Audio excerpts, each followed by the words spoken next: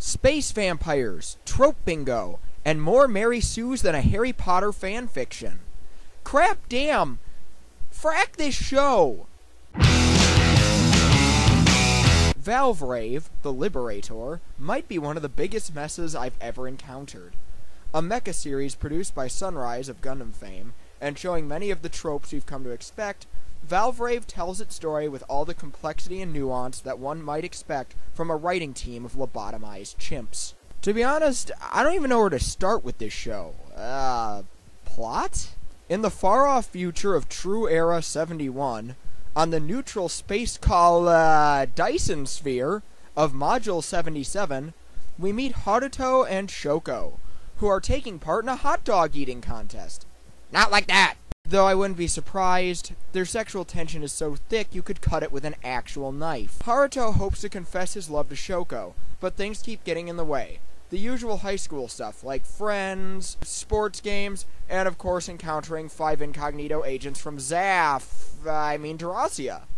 a space nation of Nazis who are seeking the military secrets of their rival nation, the you know what, you get the idea. Things escalate quickly when the module comes under attack by the Duracians, and, shock of shocks, Haruto is forced to pilot a giant robot giving up his humanity.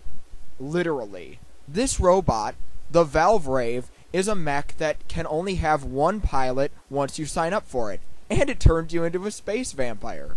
A space vampire that drinks blood, switches bodies, and does things so awful that the critic gets infuriated and nearly doesn't finish the show. Shortly thereafter, and after both Haruto and Shoko appear to have suffered fatal injuries that they recover from, the youth of this Dyson Sphere, and I cannot emphasize youth enough, these kids are mainly teenagers, decide that their module is now an independent nation and take off on their own. This is Shoko's idea, by the way. Hoping to stage a revolution in Duracia of his own, one of the agents, and a master strategist who was a prisoner for a bit, Elf Karlstein, joins the nation of hormonal revolutionaries in their plight as they wander around on their own as a space country, being attacked by Duracia at every turn because... Hey, let's talk about characters. Our main protagonist, Haruto Tokushima, is honestly pretty bland. Haruto's super nice all the time, and there's nothing wrong with that, but it feels like the only reason they're doing that is to counterpoint how violent and rabid he gets when he turns into a space vampire.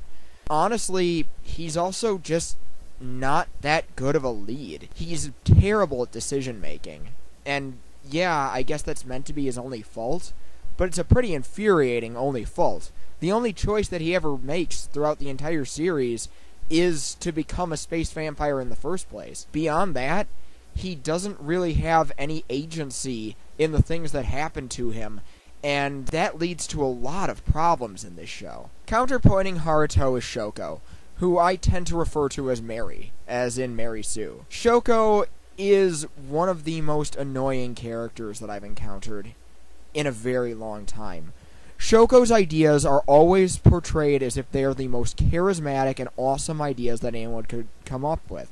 The problem is that she's completely airheaded and doesn't really have any endearing qualities, aside from that the show is telling you that she's supposed to be endearing. Also, most of the plans that she comes up with range from outrageous to completely psychotic, and the only reason that they work is because the plot needs them to work.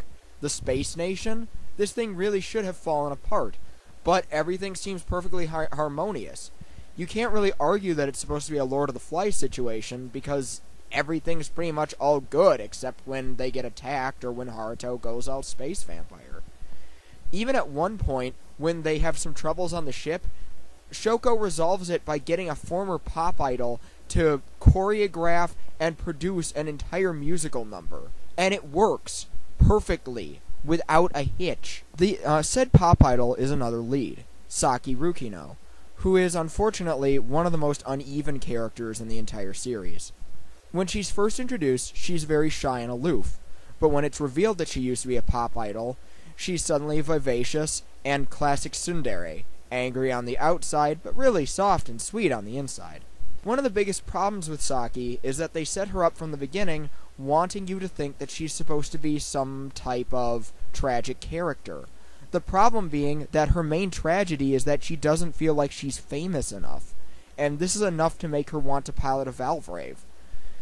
Unfortunately, the show doesn't give that same kind of sympathy when actual tragic things do happen to her later in the story, and it just seems like no one knew how to handle her, or like the writers just kept making up new stuff and couldn't decide on what her character was. The last lead I want to talk about, though, is probably the most problematic of the bunch, and that's saying a lot. Let's talk about Elf Karlstein. Your average Elf scene goes something like this. Hey, Haruto. What is it, Elf? That guy over there is about to scratch his ass. How do you know? The debris field that we're flying through will be enough to send vibrations through the ship, due to the fact that it's coming in at about 12 degrees. Those vibrations will be enough to move that man's elastic about 0.3 centimeters, and at that point, he will scratch his ass.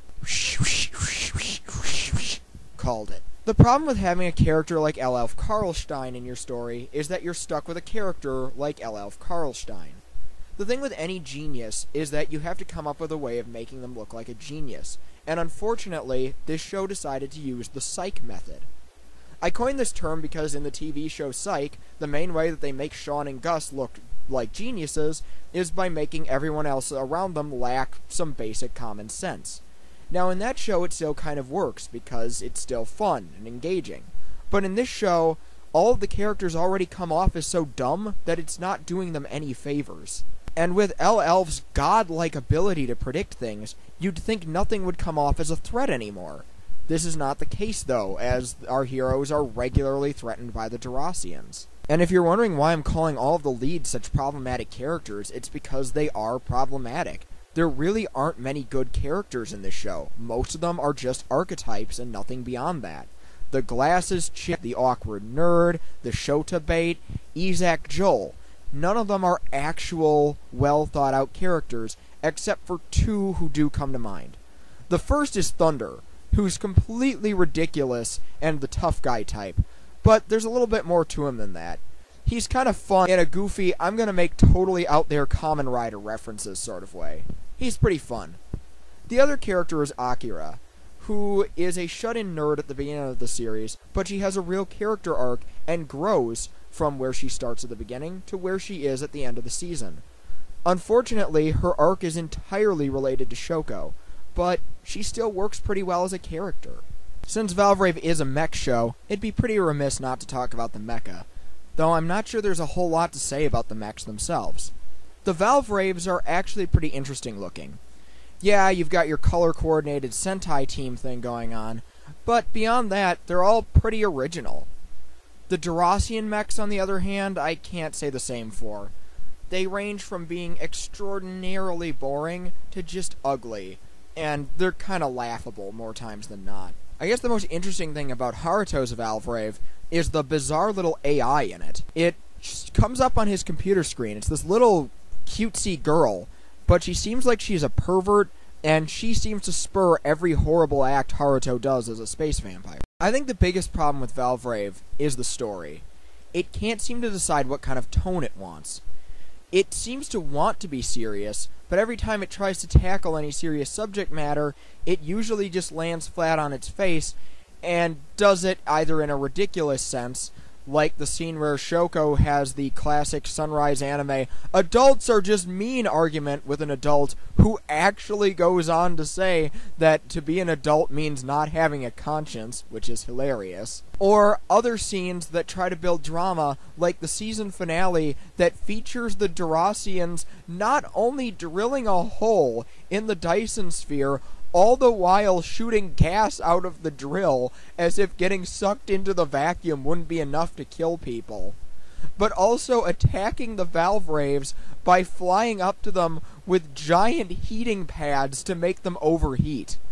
This is hilarious. Truthfully speaking, this series came dangerously close to being one of my favorite anti-classics. Then something happened that drained all the fun out of the room. For those who don't want the long story, Valvrave decided to try a sexual assault scene. Warning! The following will discuss a character being sexually assaulted and may be disturbing to some viewers, as it was for the reviewer himself. Please skip to the time code below if the topic of sexual assault makes you uncomfortable. I promise you, you won't miss any jokes. Sadly, episode 10 of Valvrave ended the fun I was having with a scene that I found legitimately upsetting. The scene in question involves Haruto, in a state of vampire rage, attacking and raping Saki Rukino, rather than swapping bodies with her. The scene is long, and while no genitalia is shown, very graphic. What's worse is that Rukino accepts this as her fate, writing it off as the curse of the Valvrave. And the subsequent 2 episodes only serve to focus on how guilty Haruto feels about something he doesn't remember, and Rukino being written in a way that makes her seem like she doesn't care. And yes, Haruto is possessed by this vampire nature at the time, so they found a way to have him rape someone without it being his fault. And that's still not the worst part. The worst part comes in Haruto, hoping to take responsibility for his action, asks Saki to marry him. While Saki turns him down, like a smart person, she does so by implying that as an idol, she gets sexually assaulted all the time, so it's fine. And still worse, all this just serves as something for Shoko to overhear and get jealous about. No, really. That's all it does. We get a graphic sequence, we watch a teenage boy violate a teenage girl, and it's meant to shock. It does shock. It hurts to watch. But that's all it does. There's no point in it other than to shock you, to upset you, to make you hurt. But ultimately, it doesn't do anything else. It just sets up things that Valvrave isn't smart or subtle enough to handle. Furthermore, this hasn't been something that they've even implied that Beast Haruto would do.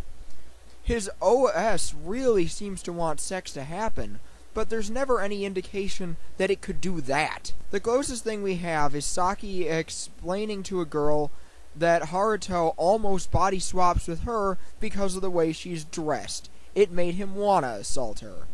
This is truly disgusting. I almost didn't even finish this damn show.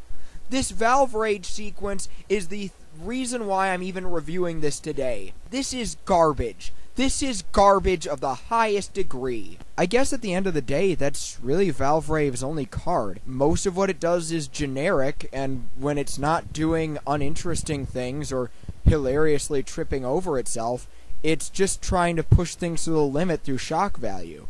But that's it. It just keeps falling back on shock value and nothing beyond that. It's not trying to shock you into, thinking differently or outside the box.